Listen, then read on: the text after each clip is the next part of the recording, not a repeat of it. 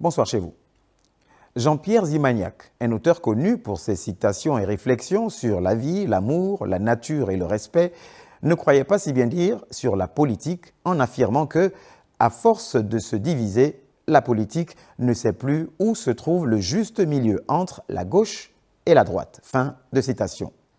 Une inspiration forte à propos qui défie le temps et l'espace pour s'adapter comme un gant à une certaine réalité politique gabonaise dont les enjeux outrepassent, semble-t-il, notre bonne vieille sagesse bantoue qui veut que le linge sale se lave en famille.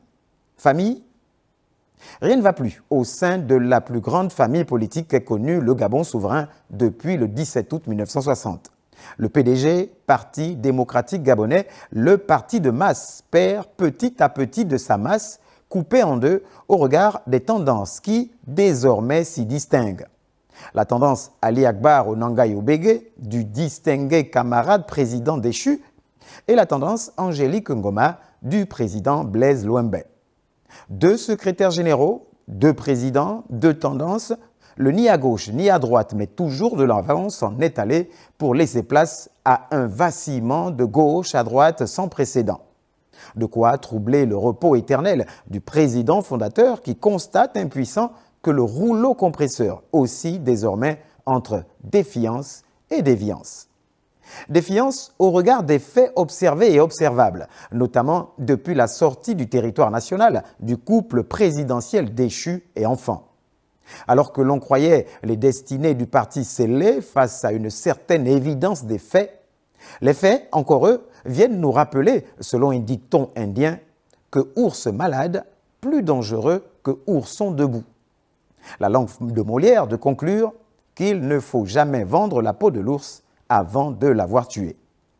La défiance est donc vive et bien perceptible avec les rebondissements de ces derniers jours. Si jadis les sorties enflammées d'Ali Akbar Onangaye Obege sonnaient comme un vase vide au son creux, la récente sortie sous forme de communiqué du distingué camarade président qui, du haut de son éviction, déclarait nulles et sans effet toutes les mesures prises à son encontre, a tout de même fait des vagues au point de perturber davantage le bateau PDG déjà pris entre courant et rapide. Une défiance qui, naturellement, a fait pousser des ailes et du zèle au camp Akbar, qui, en réponse tout aussi défiante, s'est vu interdire l'accès au temple commun, sis au quartier Louis, à un moment jugé stratégique dans le processus enclenché. Depuis, les défiances se multiplient, de Londres au siège saint jadis, en passant bien sûr, assurément, par les réseaux sociaux, confirmant ainsi la cassure d'une grande famille qui déballe désormais son linge sale sur la place publique. Depuis Londres, photos, dîners ou déjeuners et discours ont un air plus qu'évident de défiance censé amoindrir la tranquillité et surtout l'assurance du camp Angélique Ngoma, jusque-là très confiant, trop confiant peut-être. Du coup, la défiance, jadis quasi aphone, prend une tournure qui, loin d'être l'épilogue de l'histoire du parti de masse, sonne plutôt comme le rebondissement, la problématique de laquelle découleraient plusieurs hypothèses. Des hypothèses qui, si la flamme allumée n'est pas circonscrite, pourraient nous mener droit vers le chemin de la déviance. En ce sens qu'au-delà des responsables politiques, il y a les militants de base. Les défiances constatées de part et d'autre, ou plus de part que d'autre, ou plus d'autres que de part, c'est selon, pourraient aller dans tous les sens, même au-delà de l'aspect PDG.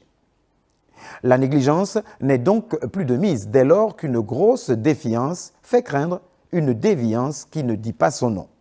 Entre défiance et déviance, le trait d'union nous ramène d'ailleurs à cette image du lombric qui, même lorsqu'on le coupe, les parties coupées continuent de se tortiller dans tous les sens, sauf vers le recollage des deux morceaux.